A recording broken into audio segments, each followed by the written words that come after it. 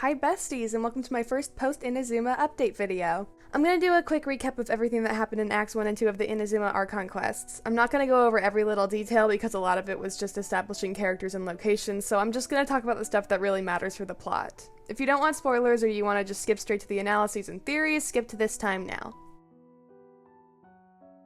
As expected from the events of the Crux Clash, Beidou took us to Inazuma. We arrived in a small area called Rito where we met our first Inazuman character, Telma. He gave us some basic exposition on the kinds of things we'd be running into while exploring Inazuma, like the 3 commissions and the Sakoku Decree. Rito is the only place in Inazuma where foreigners can somewhat easily enter, and a trade association of outlanders has formed there.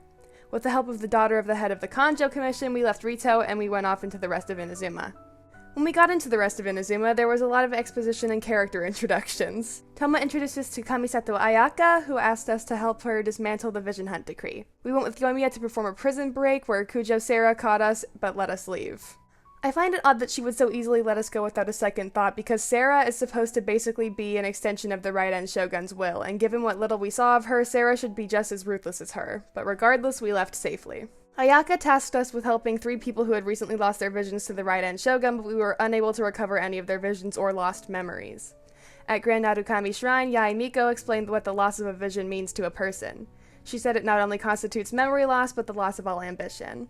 Later, Ayaka told us she couldn't find Toma anywhere. She said she worried that the Raiden Shogun would be stealing his vision later that day to celebrate the 100th vision seized. When we arrived at the statue in Inazuma City, we saw that Ayaka was correct. But we managed to save Toma's vision and enter a battle with the Raiden Shogun. The Raiden Shogun takes almost no damage. I was fully prepared to just sit there and tediously fight it out with her until I eventually won, but before I could even get her health down to 75%, the fight ended. We escaped with Toma as the Raiden Shogun put out a warrant for our arrest. Shogun, who was that? Seize him under the decree. Huh? Next time, I will strike twice. At the beginning of Act 2, we meet the resistance against the Vision Hunt Decree. To make a long story short, the resistance was ambushed by Sarah and the Shogun's army, so we had to fight them off. In the battle, Beidou and Kazuha returned to Inazuma to help us. The leader of the resistance, Sangonomiya Kokomi, descended to help too. In the end, the Shogun's army retreated. Because we just got so much story in such a small amount of time, my brain is sprinting to figure out a way to tie all of this together in a coherent theory, but it's hard to come up with something that good this quickly. We're left on a pretty big cliffhanger for now, and I don't know when the next part of Inazuma's Archon quest is coming out, so hopefully this is enough to hold me over until then. After seeing everything that happened in those Archon quests, it's hard to deny that the Raiden Shogun is at least a deity. But at the same time, there are a lot of things pointing at her not being Baal. I talked about all the reasons why it may not make sense for the Raiden Shogun to be Baal in the last video I made about her, so for the sake of brevity, I'll just say that the depictions of Baal are very inconsistent, and they lead me to believe that she may not be who we've been led to believe. The other obvious candidate for Baal's true identity is Yae Miko. One of the first things I noticed about Inazuma was the huge presence of foxes, better known as kitsune in Japanese culture. Wikipedia has a pretty good definition of kitsune. It's, in Japanese folklore, kitsune are intelligent foxes that possess paranormal abilities that increase as they get older and wiser.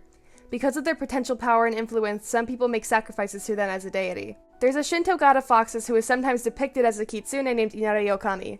Shintoism is a religion that's almost exclusive to Japan, so obviously Inazuma is partially inspired by it. The only thing we know about Yae's species is that she's a fox envoy, which is basically another way of saying kitsune. If kitsune are messengers of the god of foxes, Inari-Okami, then fox envoys are probably the messengers of the Electro Archon. But Yae's name makes me think that she's more than just someone who works for Baal. The characters in her name translate to Doubled Shrine Maiden. Most Genshin characters' names either correlate to their personalities, jobs, or stories. For example, Beidou's name means Big Dipper, and that makes sense for her because being a sailor, she needs to use the stars and constellations to navigate. A non-occupation-related example is Zhongli, whose name means Time of Departure, which makes sense for him given his character arc. Yae's name is clearly deliberate. Shrine Maiden makes sense for her job, but Doubled feels out of place. Yae is likely more important than the current Archon quest would lead us to believe, and because she definitely isn't human, I still think there's potential for her to be the Electro Archon. Doubled being in her name makes me think that Baal could actually be 2 people, the Raiden Shogun and Yae Miko simultaneously. We know Archons are able to shapeshift, so it might be possible for Baal to have split into 2 separate people. On one side, she would be able to maintain eternity by stealing visions and protecting her people from Celestia, and on the other hand, she would be able to provide emotional support for the unprecedented events unfolding in their country. Yae has authority at Grand Narukami Shrine, which is arguably one of the most important locations in Inazuma. Besides the statue with the stolen visions embedded in it in Inazuma City, I think the shrine is the most important. It has the sacred Sakura in it, which gives us the power to enhance Electrograna and further interact with Inazuma through that enhancement. Narukami literally translates to Thunder God or Ringing God, but besides that, it has real-life cultural significance that relates back to Inazuma. Narukami is a Japanese play first performed in 1742. The plot isn't entirely relevant to Inazuma and Ball and everything related to Genshin, but there are major themes that do relate back. I'm only going to talk about the stuff that really matters in the context of Genshin Impact, but if you want to know more about the play, I'll link my sources on it in the description. So a priest named Narukami captures the rain dragon god on a mountain because he's mad at the imperial court.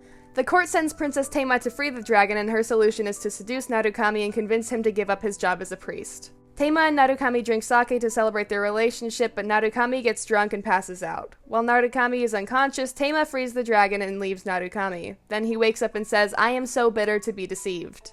If we were to use Narukami as a blueprint for Inazuma characters and events, we need to identify who is who and what is what. Obviously the mountain is Mount Yogo, but other than that, it's not that easy. There's a connection between Narukami and Yae, with both of them having jobs heavily related to religion. Tama and the Raiden Shogun are both in political positions of power, but I think their motives should be switched. Yae has Narukami's job with Tama's attitude, and the Raiden Shogun has the opposite. The dragon is likely not a physical being in Genshin at all, but a metaphor for Inazuma as a whole. The entire play revolves around the freedom of the dragon, and Inazuma's entire plot revolves around their freedom as people. So what are we supposed to get from Narukami and Grand Narukami Shrine? I think that this is a very subtle way of adding to Yae's doubled identity. She has characteristics of both of the main characters of the play that her shrine is named after. Plus, I don't think this is a huge stretch. This isn't the first time that Genshin has alluded to real-life theater in relation to specific characters. The Harbingers are all named after characters from Commedia dell'arte, which I think I'm pronouncing that right, and that's an early form of theater from Italy. They all get their names from character archetypes, and each archetype relates to their personality. For example, Tartaglia is a diverse character who can fit many purposes depending on the plot, similar to how Genshin's Tartaglia can wield all weapons and use multiple elements. Child's true name Ajax also comes from a play. The point is, Genshin uses plays to explain characters all the time, so there's no reason for us not to examine Yae through the lens of Narukami. So after all that theater kid talk, that leaves us to find a conclusion in all of this. What I've gathered is that Yae isn't just a Kitsune shrine maiden. There's no way, given everything we know about her, which isn't even that much still. I think that Yae and the Raiden Shogun are both Ball at the same time. It's kind of a weird conclusion to come to, but I'm happy with it right now. The Raiden Shogun is undoubtedly Ball, or at least part of her. Her subtitle during the fight was literally Electro Archon. I can admit when I'm wrong, and yeah, I was wrong when I said that she wasn't Ball last time. But I still stand by what I said about Yae, and even more now that I found more evidence to back it up. If Yae isn't part of Ball, then she must be a past Electro Archon or something, and even if that's not true, then she's the Genshin equivalent of Inari Okami, the Kitsune god. Inazuma's Archon quests are nowhere near done. We still have an entire third act to get through, and I have no clue how the story is going to progress from here. Regardless, I'm excited to see what happens next. I hope all of you Ayako wanters got her, and if not, there's still time on her banner, and you never know when you're randomly gonna pull a 5-star. Thank you so much for watching, and I bet I'll be seeing you again when the next Archon quest drops.